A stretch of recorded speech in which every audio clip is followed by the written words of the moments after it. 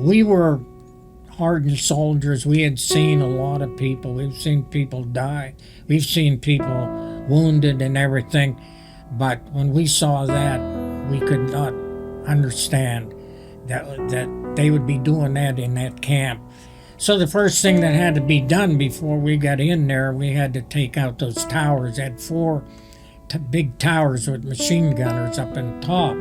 And then inside the camp, which was run by Heinrich Himmler, he had left, and he took a lot of the SS men with him, but he's left a lot of guards there. There was like 57 guards at one time that were lined up. So when our people got inside, we weren't allowed to give them any food to eat. They were so undernourished that would have killed them. We could give them cigarettes, and we could give them candy, but no food. So the guys that we saw were just stripped down. Some were naked. There were men, women, children. There were over 2,000 bodies on those rail cars. They were being ready either to go into the place in the ovens there to get cremated with the other ones. Some, we saw the gas chamber, things like that. Terrible. And like I say, a couple of things happened. Whenever people saw that, a lot of the guys cried. They started crying. A lot of them vomited. And many of us did both, because we never saw anything like that. Could imagine human beings treating somebody else that badly, you know. Are there some things you won't talk about? Oh, there's some things I don't like to talk about, but especially going through them concentration camps and watch them. They even killed young kids.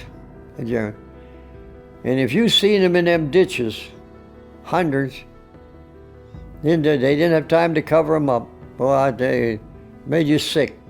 You puke your guts out. Makes me sick today. Kids running to you, grabbing you by the leg.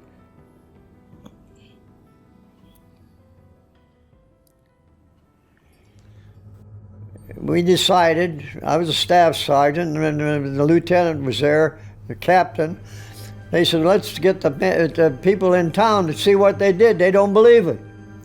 So we went to the town. We rousted out the whole town to go into that concentration camp and look at them dead people. And they still are crying, playing, we don't believe it, you know. They never thought that would happen. They said, we never thought this would happen. They said, we told them, we think you knew. You ain't lying to us. Oh, it made us awful angry.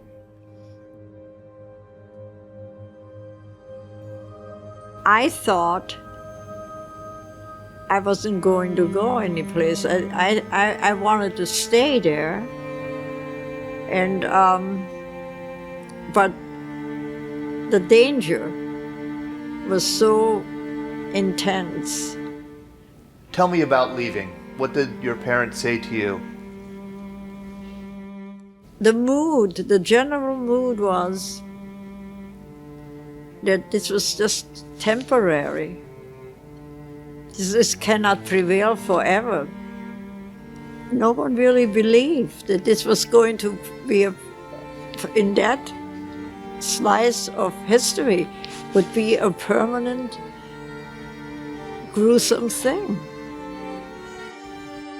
I was lonely, and I remember on the ship, I wrote a letter to my parents, and I told them that I was lonely, and I said to them, whatever you do, stay together.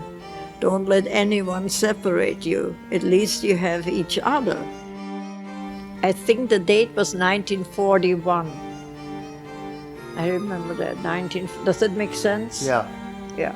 So you were put into a train, and the train was going toward Auschwitz.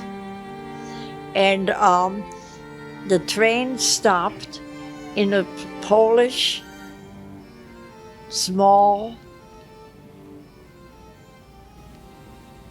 place called Itzbica. And when you look up Itzberger on the computer, there is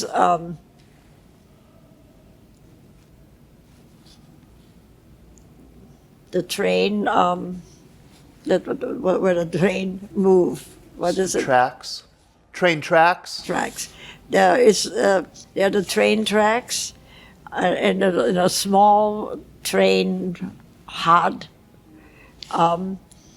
with a skull and an X, and that was where they had the Jews get out of the train and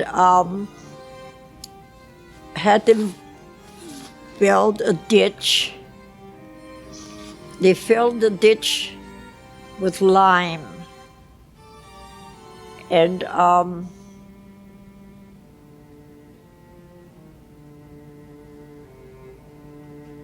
I guess Auschwitz was overloaded. I don't know why, but they killed them in there.